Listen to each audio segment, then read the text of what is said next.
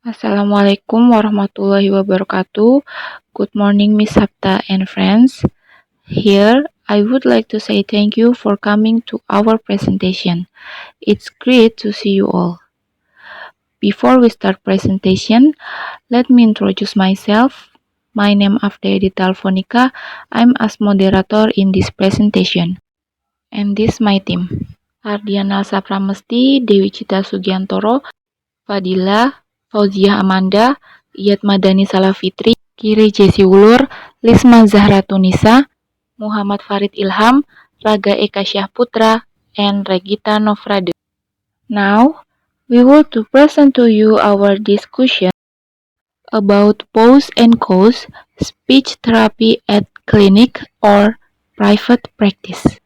Here's our presentation.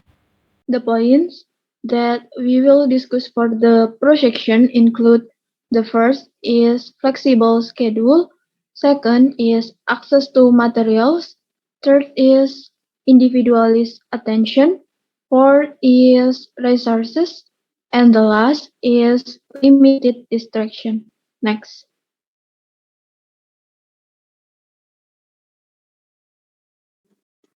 Number 1, flexible schedule. At a clinic, parents can make appointment on working hours or a special appointment on Saturday, which is flexible, especially for busy parents who want to accompany their child in therapy. They can choose which time to accompany in their free time. Di klinik, orang tua dapat membuat janji temu pada jam kerja atau janji temu spesial pada hari Sabtu, yang mana fleksibel terutama untuk orang tua yang sibuk tapi tetap ingin menemani anak mereka dalam menjalani terapi. Mereka bebas memilih waktu untuk menemani anak mereka di saat mereka luang. Next. Number 2, access to materials. Speech language pathologists have immediate access to all the materials, tools, and properties needed for a successful therapy session. Outside of clinic, it will be quite difficult to provide those things. Terapis memiliki akses langsung ke material, alat-alat, dan properti yang dibutuhkan untuk sesi terapi yang sukses. Di luar klinik, akan sedikit sukar untuk menyediakan hal-hal tersebut.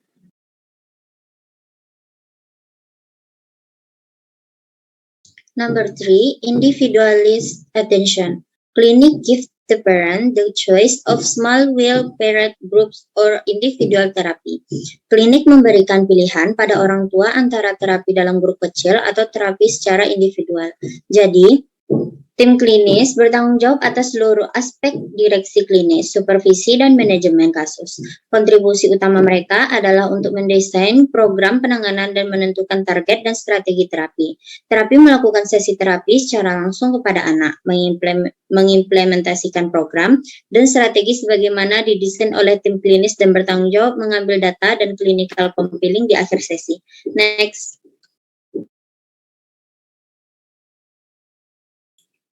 Number 4, research. Many clinics have access to a coordinated team of therapists, speech, occupational, behavioral, and etc. Banyak klinik memiliki akses kepada tim terapis yang terkoordinasi. Tim tersebut terdiri dari terapis bicara, terapis okupasi, terapis behavior, dan lain-lain. Next.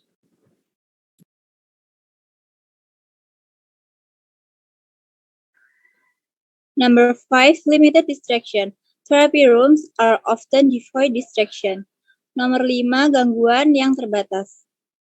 Di ruang terapi di klinik dibangun dengan gangguan atau distraksi seminimal mungkin seperti kedap suara agar suara dari luar tidak dapat masuk dan pasien dapat fokus dalam menjalani terapi.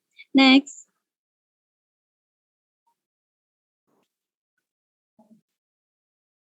Next is contrast. That we see in terms of 1, insurance atau pertanggungan, 2, continuity of care atau perawatan, 3, inconvenience factor atau faktor ketidaknyamanan. Next.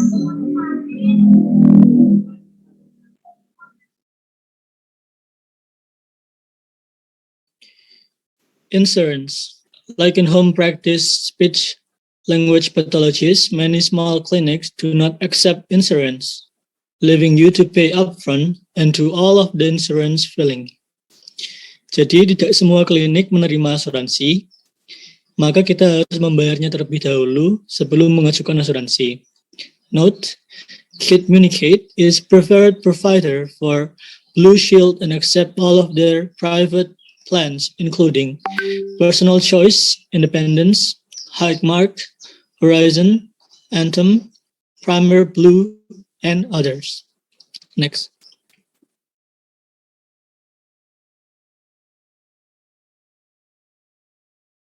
Number 2. Continuity of care. Large clinics often has writing speech language pathology. KidMunicate tries to provide adequate speech language pathology for calls. Jadi, klinik besar sering memiliki speech language pathology berputar. KidMunicate berusaha untuk menyediakan speech language pathology khusus untuk anak-anak. Jadi, setiap klinis besar biasanya melakukan kerjasama dengan terapi okupasi, psikologi klinis, dan juga terapi fisik. Sedangkan untuk klinis kecil atau mandiri hanya menyediakan klinis khusus untuk anak-anak dan khusus terapi bicara saja. Yang ketiga, inconvenience factor. There are several points in here. The first is the parent need to drive to the clinic. Second, parents are anxious to see and waiting their child in therapy.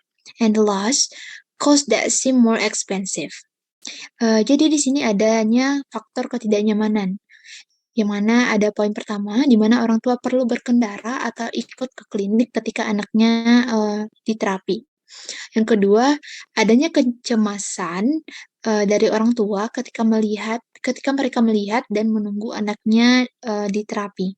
Dan yang terakhir, adanya biaya di klinik yang terkesan biaya di klinik itu lebih mahal.